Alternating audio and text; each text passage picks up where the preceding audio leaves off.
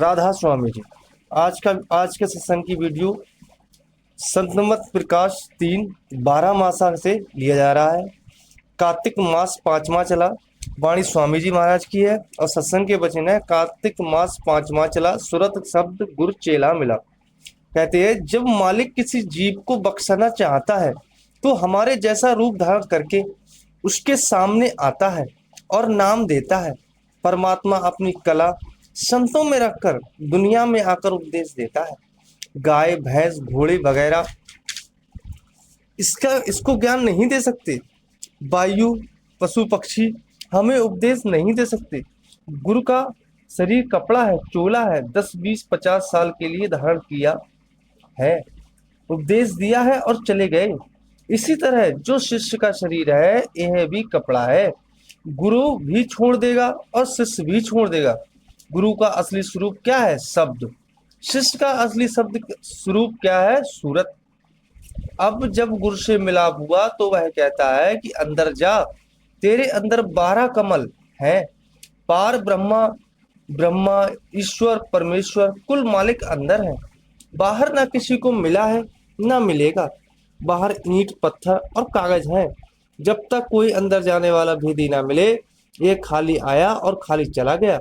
अगर कोई भेदी मिल जाए तो इसका धर्म है कि अंदर जाए। कुल खंड ब्रह्मांड करोड़ों देश अंदर हैं, कुल आलम अंदर हैं। जो जो ऊपर चढ़ेगा त्यों तो देखेगा। जब गुरु ने राह दी, शिष्य ने पर्दा खोला तो क्या देखता है कि अंदर 12 कमल है, 12 स्टेशन है, 12 पड़ाव है। ग्रंथ साहिब में लिखा है, लिखा तो सब कुछ है। गुरु नानक साहब ने बहुत ऊंची वाणी कही है कि अगर बिना भेदी बगैर सतगुरु के समझे कौन और समझाए कौन। सो स्वामी जी कहते हैं कि सतगुरु बताता है कि तू एकाग्र होकर अंदर आंखों के ऊपर चढ़ो, तुमको पता लग जाएगा कि विष्णु कहाँ है, शिव कहाँ है, ब्रह्मा कहाँ है और सूरज चंद्रमा सितारे खंड ब्रह्मांड कहाँ है। अब हर एक मंजिल और कमल का हाल बताते हैं। जब गुरु ने नाम दिया, इसने अभ्यास किया तो रूह सिमटकर गणेश चक्र में आ गई। जब पैरों से लेकर गणेश चक्र तक यानी गुदा चक्र तक सारा शरीर शून्य हो गया। इस तरह आंखों तक 6 चक्र हैं। हर एक चक्र एक एक देवता है, धनी है। गुदा चक्र में गणेश है, इंद्रिय चक्र में ब्रह्मा है, नाभि में विष्णु, हृदय में शिव और कंठ में शक्ति है। छठे चक्र में मन और आत्मा है। पिंड के 6 चक्र, ऊपर के 6 चक्रों के अक्ष हैं। ब्रह्मांड का अक्ष पड़ता है अंड में, अंड का पड़ता है पिंड में। यह पिंड तो नकल की भी नकल है। प्राणायाम के योगियों ने सारी उम्र में सिर्फ पिंड के 6 चक्रों को तय किया है। उनका तरीका बड़ा खतरनाक है। अगर जरा भी दिमाग का उल्टा असर हो गया तो मौत आ गई। मगर गुरु नानक साहब कबीर साहब का तरीका बड़ा आसान है। 5 साल के बच्चे से लेकर 100 साल के बूढ़े तक, क्या स्त्री क्या पुरुष, सभी कर सकते हैं। ना घर बार छोड़ना है, ना बाल बच्चों को छोड़ना है। फिर प्राणायाम वालों को हद जहां तक है, संतों का मिशन वहां से शुरू होता है। जब प्रलय आती है, पृथ्वी ढहकर पानी में मिल जाती है। पानी को आग खा जाती है, आग को हवा खा जाती है, हवा को आकाश खा जाता है, आकाश को मन खा जाता है और मन को माया खा जाती है। माया ब्रह्मा में मिल जाती है। जब आदमी की मौत आती है तब भी यही हाल होता है। पहले रूह खिंचकर गणेश चक्र में आती है, फिर इंद्रिय चक्र में, फिर नाभि में, फिर कंठ में और फिर दोनों आंखों के बीच आ जाती है। अभी इसकी मौत नहीं हुई, मगर जो कमलों में देवी देवता हैं वे सब तो पीछे रह गए। अब जो देवी देवता हमसे पीछे रह गए वे हमारे पूजा करने योग्य नहीं। तीसरा कमल नाभि में है।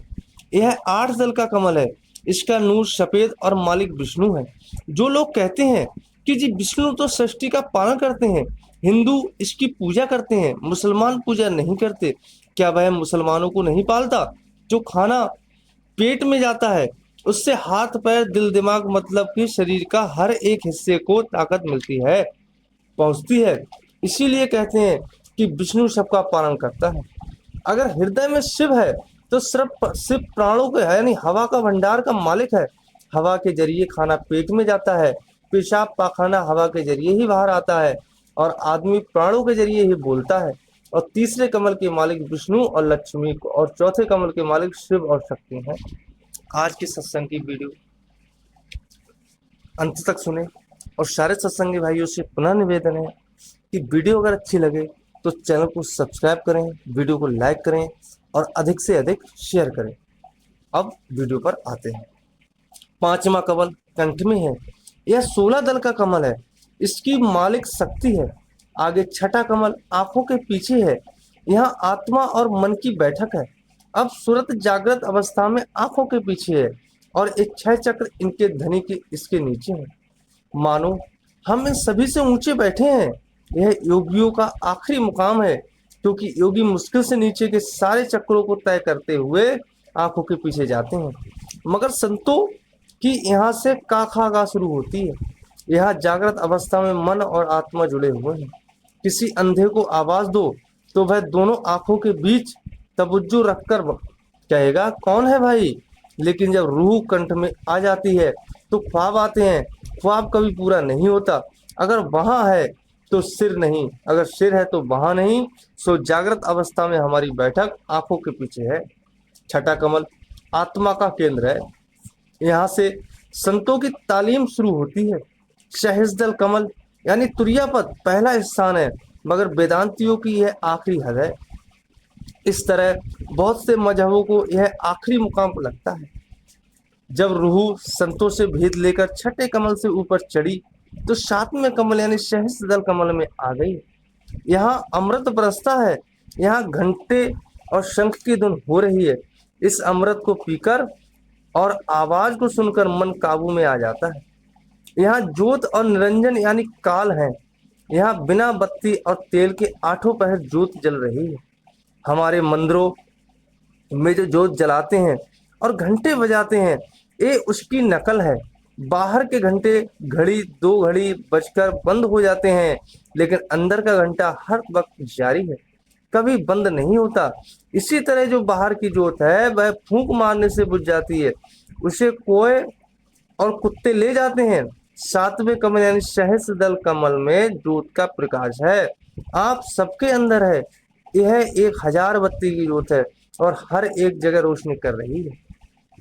आठवां कमल ब्रह्मा का देश है। यहाँ सूरज का प्रकाश है। अगर इस दुनिया में 1000 सूरज इकट्ठे करो तो इसकी रोशनी का मुकाबला नहीं कर सकते। नौवें कमल का केंद्र मस्तक में है। ब्रह्मा जो है वह पार ब्रह्म का मन है। जिस तरह आत्मा अकार्त अभोक्ता है और मन सारे कर्म करता है, तो इस तरह परम पार ब्रह्म अकार्ता अभोक्ता और रचना का सारा काम ब्रह्मा कर रहा है। अब हमारी आत्मा के ऊपर पर्दे हैं। पहले स्थूल शरीर है। सहस्त्रदल कमल में सूक्ष्म और ब्रह्मा में कारण शरीर है। जब हम पार ब्रह्म में जाएंगे तो उस वक्त तीनों शरीर, तीनों गुण, मन, माया और 25 प्रकृतियां सारे गिलाफ उतर जाते हैं। उस वक्त इस आत्मा को अपनी रोशनी 12 सूरज की हो जाएगी। जिस तरह लैंप के ऊपर बहुत से टाइट टाट के पर्दे चढ़े हों, जिस कमरे में ले जाओ अंधेरा दूर नहीं होता। जो जो पर्दे उतरते जाएं रोशनी ज्यादा होती जाएगी। इसी तरह इन टाटों यानी पर्दों ने आत्मा की रोशनी बंद कर दिया है। इस आत्मा ने अपनी ताकत खुद दुनिया के धंधों में फंसकर बर्बाद की हुई है। जब ब्रह्मा पार ब्रह्म से ऊपर जाओ तो आगे जुल्मात यानी तिमरखंड है। यह घोर अंधकार है। यह काल की चोटी है। यह जितनी त्रिलोकी है वहां से साफ साफ दिखाई देती है। यहाँ पहुंचकर आत्मा के जन्मों जन्मों के बंधन कट जाते हैं। क्रियमान कर्म और संचित कर्म सब नाश हो जाते हैं। केवल प्रारब्ध कर्म ही बाकी रह जाते हैं। सो वह सतगुरु देह में ही भुगतवा लेता है। यूं तो गुरु नानक साहब और अन्य सभी संतों ने अंदर के स्थानों को भेद बयान किया है, मगर जितना स्वामी जी महाराज ने खोला है उतना और किसी ने नहीं खोला। क्योंकि आजादी का जमाना था, गुरु नानक साहब, कबीर साहब और अन्य संतों का जमाना सख्त था। अगर वे खोल कर कहते तो हाकिम उसी वक्त फांसी दे देते। तो आज के सत्संग की वीडियो यहाँ पर ही समाप्त होती है। सारे सत्संगी भाइयों से निवेदन है कि वीडियो अगर अच्छी लगी हो तो वीडियो को लाइक करें, चैनल को सब्सक्राइब करें और अधिक से अधिक वीडियो को शेयर करें। और दोस्तों कमेंट जरूर करें और हमारा उत्साह बढ़ाएं। तो राधा स्वामी।